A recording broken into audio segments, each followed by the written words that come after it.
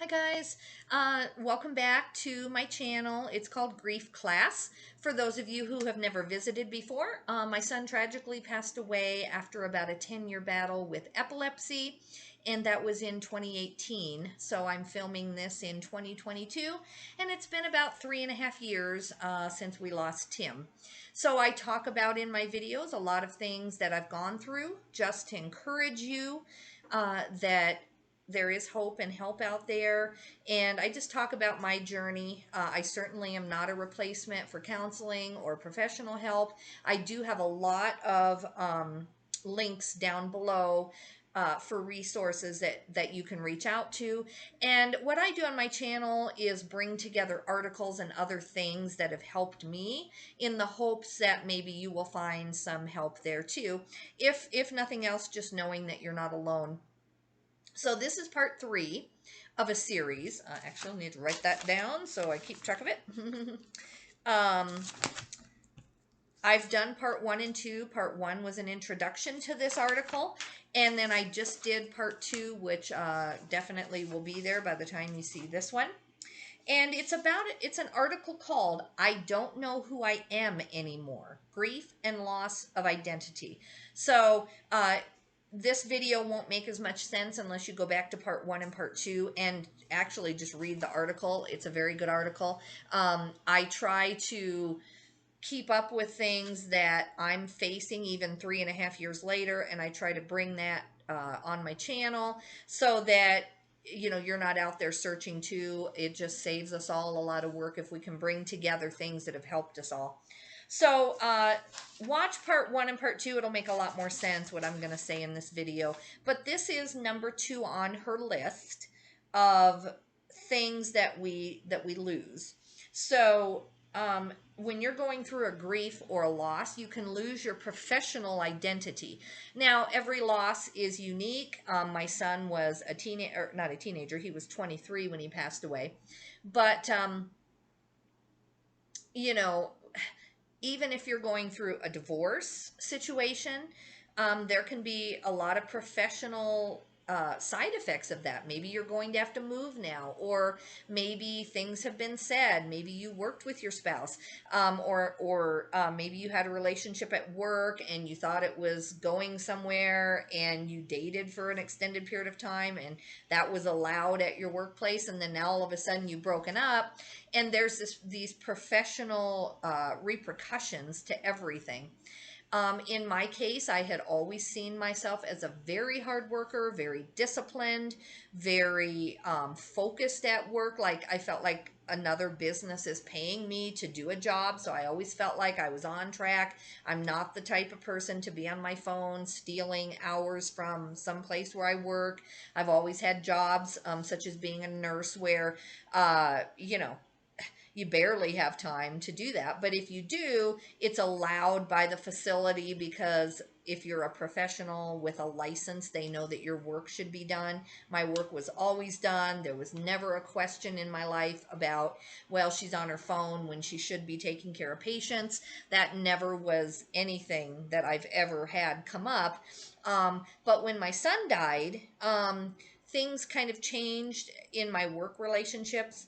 Unfortunately, I had only been at my current job that I had when my son passed away for 4 months. And during that time, even though they didn't know it, my son had been progressively getting more and more ill, and we had been through some traumatic events. We had not a dime to our name, literally. I mean, I barely had gas money to get to work. Here I am, a nurse, right? You'd think that you'd have money. And I'll talk about that here. She talks about financial losses and how those can really affect you when you're going through something that seems unrelated. For me, I have a sick child. We had health insurance. I had a good job with health insurance, but the co-pays and the deductibles for the 10 years before that, even with insurance, just really wreaked havoc on our life. And but for this video, we're talking about just our professional identity. And what she brings out is that saying, I am a teacher, I am a carpenter, I am a doctor. We consider our professions in many cases, or I'm a stay-at-home mom. Maybe the loss you're facing is that you've always been able to afford to be a stay-at-home mom, but now maybe you're a caregiver and your spouse can't work, or maybe you've gone through a divorce and now all of a sudden you can't afford to be a stay-at-home mom anymore. So our professional identity, the roles that we see ourselves in, often change when we're going through any kind of a loss. And she says that we have knowledge, skills, and expertise related to our jobs. And much of our time is defined by our jobs. So if you have a job outside of the home, a lot of your time goes into time and energy. I'm a nurse, or I own my own business. Maybe you're here and you've gone through a business loss, which I also struggled with. I have so many losses in relation to my son's illness that's why this article really makes me feel like I'm not alone, because almost everyone on this list touched me in the sense that I've gone through it. So I had always identified myself as a business owner. I had a small business on eBay and Amazon and years ago, and it just started to grow. And at one point I had employees helping me. And it wasn't, I wasn't a millionaire by any means, but it also wasn't a little tiny business. It was growing, and I've done eBay and Amazon for over 20 years, and I was good at it, and then all of a sudden I'm trying to take care of my son. All these medical bills are coming in, and it tested my knowledge as a business owner to know, do I rob my business to pay these bills? Because and doctors, and I think they deserve to be paid. I'm a nurse. A doctor should not have to work for free after everything they've been through in school. I do not feel like you should not have to pay your medical bills. However, there were so many that I just couldn't keep up. And so I did make some bad business decisions, I guess you would say. There was all this money in the business was doing well, and we had all this debt over here. So I just took, it was my money. I'm a sole proprietor, whatever you want to say. It's not like I didn't pay my business bills. I'm just saying, instead of keeping the money in the business and growing the business so that it could cover the medical bills, I was getting messages from the doctor, you need to pay your bill, or we won't see your child until you pay this bill. And so I just took more pay draws, and the business suffered because I took too much of my cash flow. Anybody who's in business, you understand cash flow. But maybe you lost your business. Maybe it came down to where either you made a few bad decisions like I did, or maybe through no fault of your own, through COVID, through that 2008 housing crisis. A lot of people with a lot of common sense and a lot of very good job skills lost everything in 2008. And excuse me, during COVID, a lot of businesses just could not pivot. And so if you're here because of a job loss, I'm sorry. I definitely, as a business owner, you do not know how much I understand. And the part of the article that she's bringing out, though, is how much it's a part of our professional identity. So my business is very small, and so I don't really say, oh, I'm a business owner when people ask me, because my business, I don't have a warehouse or a outside office, so my business doesn't look impressive. And even when it has made a lot of money on certain years, people don't, it's out of my home, because for eBay and Amazon, you don't need a warehouse until you really get big. And so, I don't think I realized how much it was a part of my own identity with friends and family, that I had been able to not work as a nurse anymore because my business had grown. And so it was a huge part of my professional identity.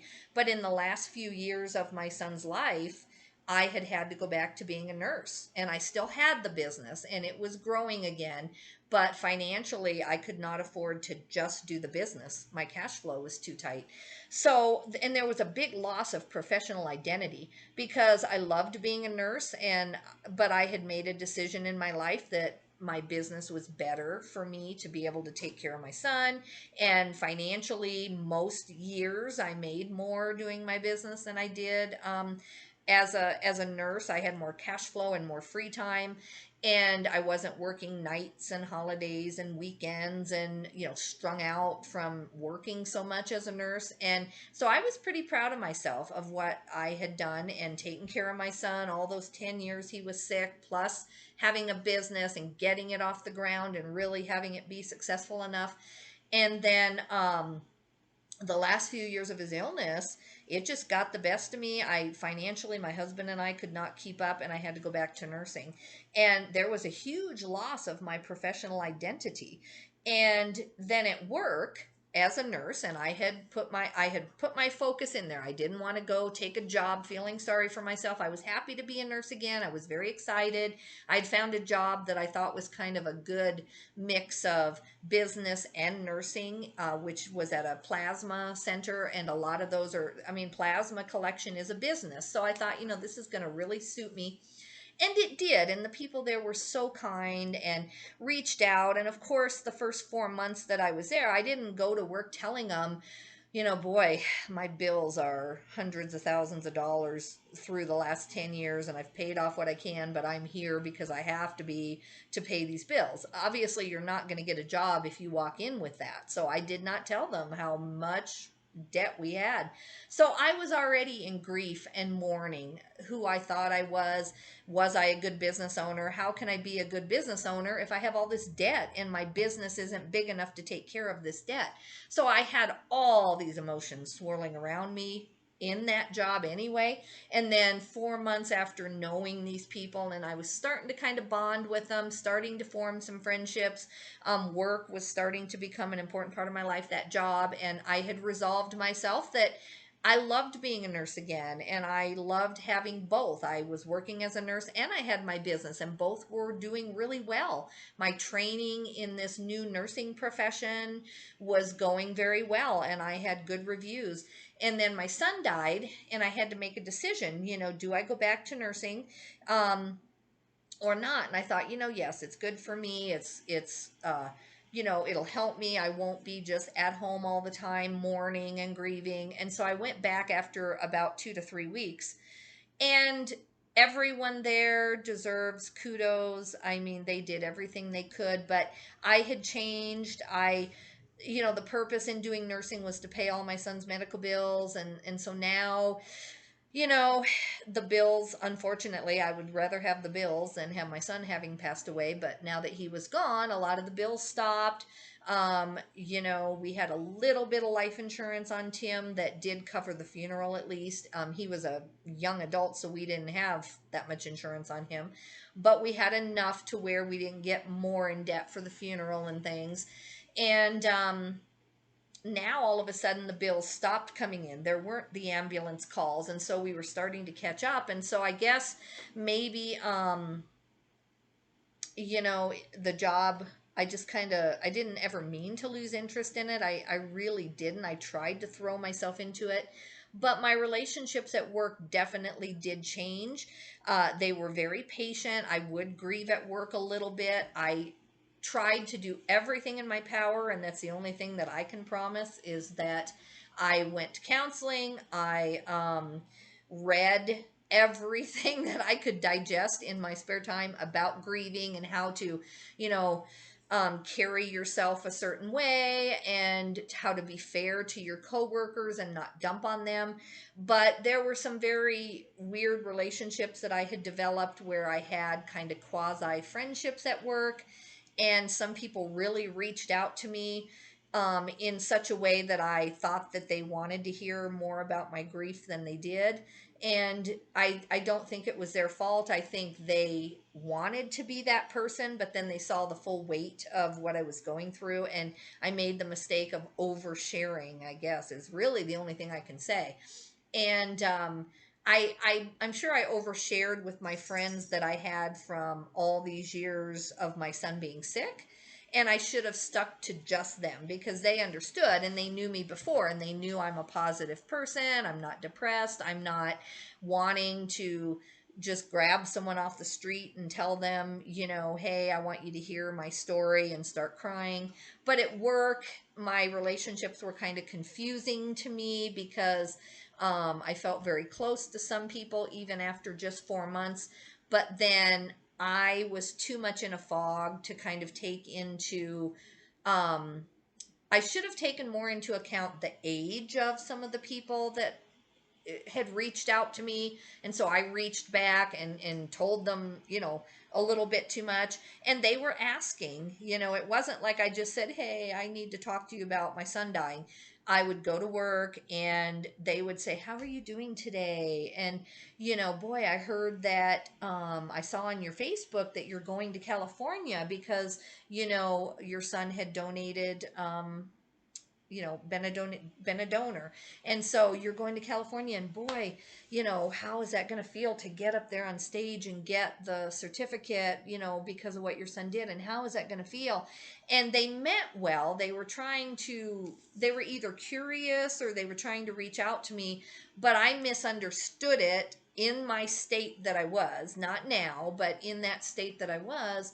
I completely misunderstood it as an invitation that they wanted to walk through my grief with me. And so I ended up oversharing, telling them things that, for their age and for their investment in the friendship, was not appropriate. And um, I did appear very affected at work. And, I just decided in the end that the relationships were too muddled, that I had been through too much and shared too much. And I tried to back my way out of it for about 6 months. Like, I realized it about a year after my son died. I was still in the same job. And I realized that I had, without meaning to, created all of these really weird relationships with people. And I tried to just back it out, you know, stop sharing, not be mad at the friendship or anything, but just have the friendship be based on, hey, how are you today, and how are your children, and not. And even if they tried to engage in something about my son dying, I tried to stop that. And I was getting stronger. It had been about over a year, so I was getting stronger, and I was much more aware of what was happening. So I tried, but I could not manage to unwind how I had appeared for that entire year, because I would cry on command. I mean, I literally, you know, if I had something in my job that I had to, talk about with someone, which as a nurse sometimes you do. You're the head of the health area in this certain job I had. So sometimes there were concerns, things weren't being done right, and I would feel like as a nurse I had to say something. And when I would try to have a conversation with someone, I would end up crying because of all the other emotion, um, that was going on in my life. Whereas normally and even if I was a little bit upset about a situation, I would end up crying. So it made me look very weak at work. It made me look very dependent at work. It made me look like I could not handle my emotions, I think. And I was never fired or anything. They did all they could to keep me around and to understand. But I just felt, when I started to come out of the fog, I realized how I looked to them, and that my chances of promotion had kind of been ruined. My chances of, um, repairing those relationships had kind of been ruined. And, I could have waited it out more. My boss was very good. She would have stuck with me, I think, if I would have really stayed. And I could have waited it out for some, people changed that job all the time. They would come and go all the time. I think if I would have stayed another year, a lot of the people that I had kind of had these weird relationships with kind of dropped off, and they ended up moving. But and part of me wishes that I had. But I just think my reputation as being a calm person who can handle, coming in and telling you I have a problem without ball baby crying, it had changed. And so I had a lot of professional, job related side effects to my son's illness and to his death, because I think I just carried too much into the workplace.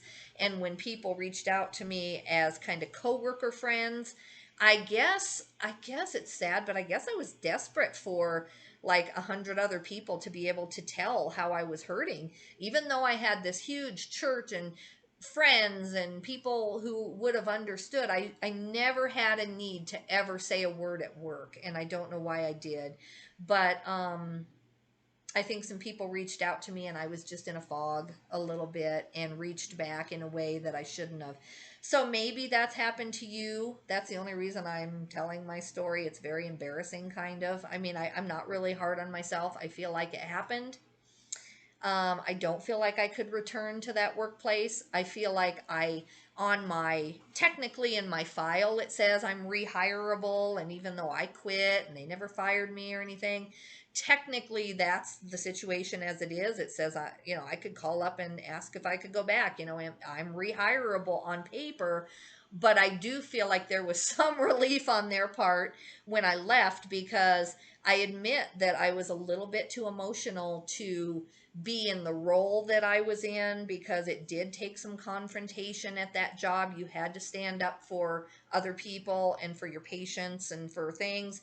And I was struggling. And then I started a different job after that during COVID, and I did very good. It had been about a year or so after my son had died, but it was the night shift, holidays, and weekends. And without me knowing it, it was the same type of situation where I was in a, not really a leadership role, but where I was the only supervisor at night of the facility.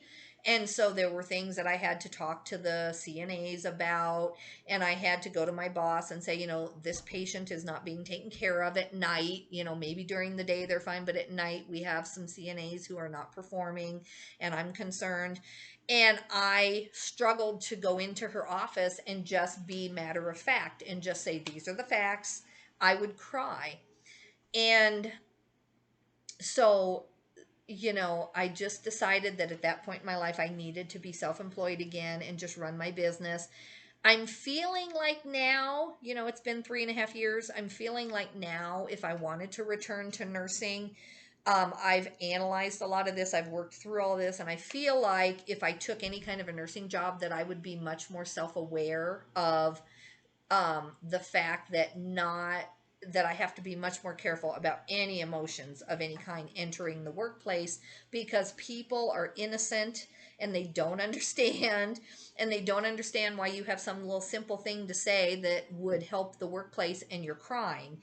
It makes you look like you are just devastated by this little problem that's happening. So I think that's kind of the reputation I built for myself in a couple of the places that I was working, either before, during, or after my son's illness, or during my son's illness, after his death, during his death, and after his death. I'm embarrassed to say a little bit, although, sorry, not sorry. I guess that's the only thing that really fits, right? I'm sorry, but I'm not sorry. I was the hurting one. I was the one going through a lot. But I think professionally, I did create some havoc in my own life. And I know one job that I would really be surprised if they rehired me, just because I think they might perceive me as a very emotionally incapable person of coming in and just handling a conversation without crying. And there was another person at one of these workplaces who was going through some things in their life, but an illness of their own, and yet they just were very stoic and handled it, and no emotion, no crying, no tears. And here I came, and I was this emotional one, and I think that there might have been some kind of perception of, well, I have things going on in my life too, and I'm not crying. They never said it, but you can just kind of tell that they definitely perceived me as an emotional person. So let me see. That's my story. And that's what I do on my channel. I'm really honest with you. The reason I'm honest is because when I see someone else being honest, it has really touched my life. Like when someone tells me their story and says, you will not believe what I did at work after such and such of a loss. And then there's that podcast that I reviewed a couple of weeks ago, and he talks about his experience, in church and trying to go to work and trying to fit back in. And that just really hit me, and it made me feel like I'm not a totally, person who's totally going to always struggle. sometimes the job loss is the primary loss. So if you're here because you've lost your business or your job, then that is not necessarily the secondary loss. It's the first loss. It's the primary loss. In my case, mine was the primary loss of my son, and then all this business and personal stuff, all these side effects happened. Um, and then for my mom right now, I'm thinking of her. She lost her husband in January. It is now April of 2022. And she is 74 and still choosing to work, but she is leaving that job. She had a lot of struggle because her husband was sick for several years before he passed away, and she was already feeling like she had to kind of retire just to help take care of him. And then he ended up passing away. So now she's not necessarily wanting to retire. She likes what she does, but she is leaving that workplace. And there's some grief there. She's already lost a spouse just a few months ago, and then now she wants to leave that workplace so that she can move down closer to family. And then she's, so this job thing, this professional identity thing is a big deal. And I just I'm glad that she talks about this in her article of secondary losses. You don't always hear people who really say, there's so much loss that you might have that you don't even consider is going on.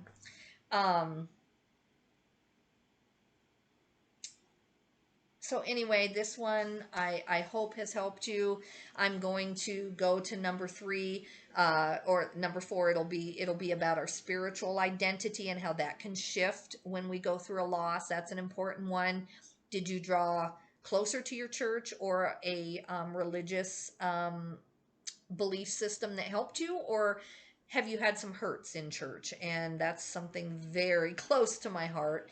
I am a pastor's wife, and I've been in a very supportive church, but I've had some outlying church people, is the only way that I'm willing to say it, because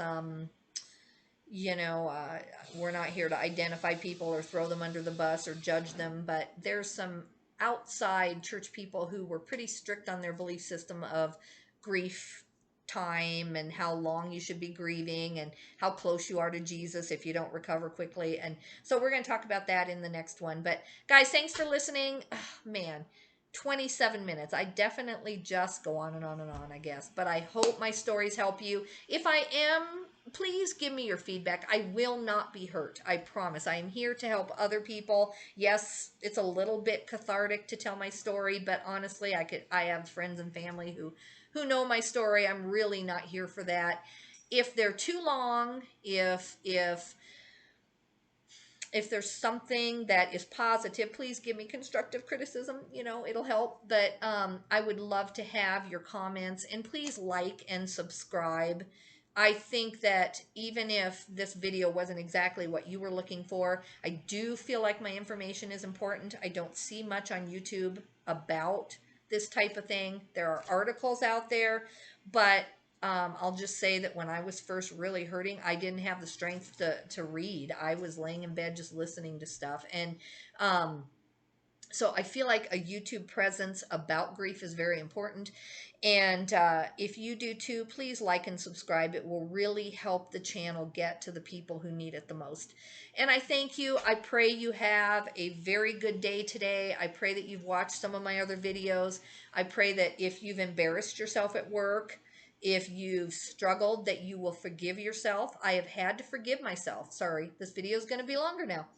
Briefly, I have had to forgive myself for the professional identity that I created. I've had to forgive myself and refuse to be embarrassed when I run into former coworkers, and it's not easy. I do live in a very small area of workplaces. I'm not in some big city. I'm in a rural Wyoming setting, and I do occasionally run into people who knew me in those professional settings when perception could have been that I wasn't handling my emotions like I should, and it's very embarrassing. And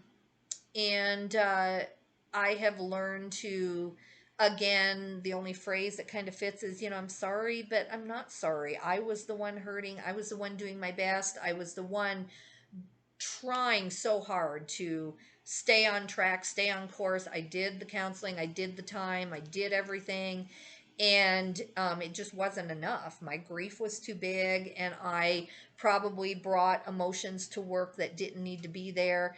And I was very blessed that both workplaces thought that my work performance was at least good enough that they kept me. Again, I was never fired, but even if you are, even if you were, you must forgive yourself and you must forgive others, because they had, they had a business to run, they had a job to do.